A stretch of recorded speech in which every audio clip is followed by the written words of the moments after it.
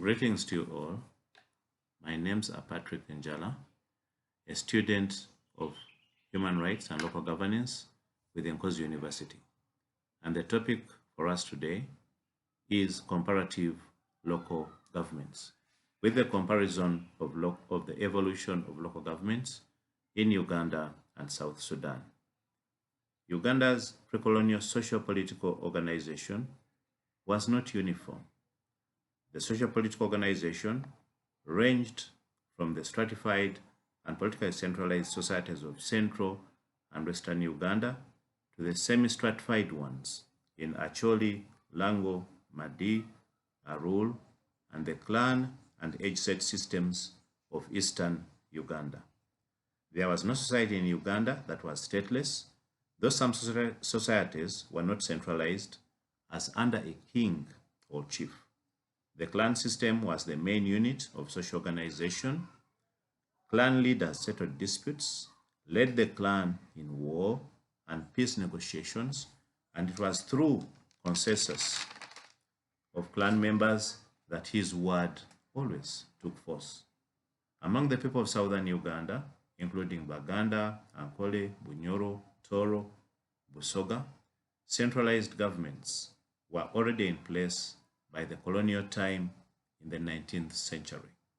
The kings in these kingdoms appointed the other administrators who administered provinces, districts, and minor local units. The 1919 Native Authority Ordinance gave the district commissioners responsibility for a hierarchy of appointed chiefs at village, parish, sub-county, and county levels. The ordinance created Baganda agents to be employed in other areas of Uganda. The Baganda chiefs and their agents were entrusted with various responsibilities, and each chief was accountable to the one above him. Relentless exploitation by the European and Asian businesses led to the 1945 riots. Failure to meet the grievances of the natives led to more riots in 1949, which led to the 1949 ordinance aimed at democratizing the institution of local governments where they existed. This began the first councils meant to devolve a number of social services. This was the first formal recognition of the districts as the basic unit of local governance in the protectorate government. The first district council elections were introduced during the 1950s, and councils given the responsibility for district administration with the District Administrative Ordinance of 1955. Nevertheless, the central government retained the power to control most district council decisions. The 1955 ordinance had to be ended, leading to the one of 1959. The local government system that evolved in Uganda was designed to serve the interests and convenience of the colonialists. At independence in 1962, political organization took on some of the devolution with which a substantial degree of autonomy was allowed to federal and semi-federal kingdoms headed by the traditional rulers and kings. The 1967 constitution then that followed abolished kingdoms and made them districts as well. This dismantled the role of local governments. With the 1967 Local Administrative Act, local governments were made agents of the central government. This type of local governance continued through the Idi Amin era in the 70s to the Obote II regime. In 1986, the NRM government altered local administration by introducing RCs in villages, parishes, sub-counties, and at the district levels throughout Uganda. Significant progress has been made since 1995, when the new constitution was launched to substantially devolve powers to local governments. In particular, the Local Governments Act that was enacted in 1997. Local governments now have broader powers to deliver basic services, plan, budget, make local laws, and implement projects. Progress has also been made in developing regulations, manuals and guides for financial management, planning, local governments planning accounts committees, internal audits, bookkeeping, personnel management, legislation, records, and information management. The challenges of decentralization in Uganda include lack of proper coordination, revenue management, and democratic accountability challenges. When we consider the system of local governance in South Sudan, it comprises of both formal state structures and traditional authorities. Prior to independence, in 1956, Sudan was under the Anglo-Egyptian rule since 1899. Initially, the British tried to take over and co-opt traditional authorities and customary law, but this proved ineffective. In the 1930s, under the Southern policy, they introduced a system of native administration with administrative chieftaincies. This entailed direct rule and devolution.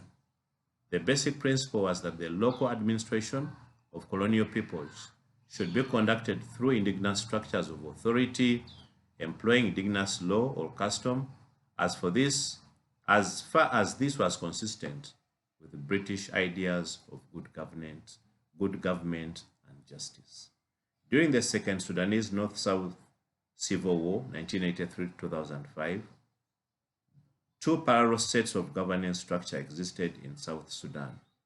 First, the Coordinating Council of Southern States, which set out a federal structure for Sudan made up of states and local councils. It was used by Khartoum to transfer resources to the territories it controlled in the south and was not an effective service provider. Secondly, the Civil Authority of New Sudan, established in 1994 by the SPLM to manage the areas it controlled. These were divided into 3 regions and local councils. The Comprehensive Peace Agreement of 2005 set up Southern Sudan. The interim constitution of Southern Sudan, adopted in 2005, with an executive, legislature, and judiciary. The Local Government Act of 2009 lays out legal provisions governing the status of local governments and traditional authorities in relation to subnational institutions.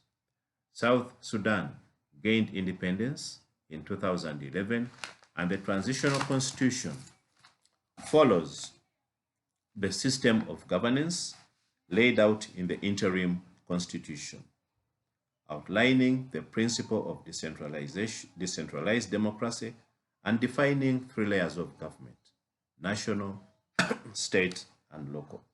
The central government is responsible for the delivery of national functions, defense, tertiary education, the states for delivery of secondary services, and basic services assigned to local governments, and the basic services are assigned to local governments. The Local Government Act stipulates 3 tiers of local government: the county, the payam and boma in rural areas, and the city, town, block, and quarter in urban areas. Payams are coordinating units of a county which exercises delegated powers from the county, while bomas is the basic administrative unit which shall exercise deconcentrated powers within a county. Counties and cities have legislative councils with up to 35 members elected through universal suffrage from the bomas. A World Bank analysis identifies a number of shortcomings with the Local Government Act in South Sudan. It doesn't specify a role for the states. It doesn't fully define the specific service delivery functions assigned to local governments or how sub-county institutions are formed. The transitional constitution has been criticized also for effectively rolling back the decentralization process to foster centralized government. There is also weak public participation and accountability in the Local Government Act. The states exercise extensive control over the local governments, and there is lack of capacity and resources to effectively manage local governments, leading to limited effectiveness of local governance in South Sudan. Thank you for listening.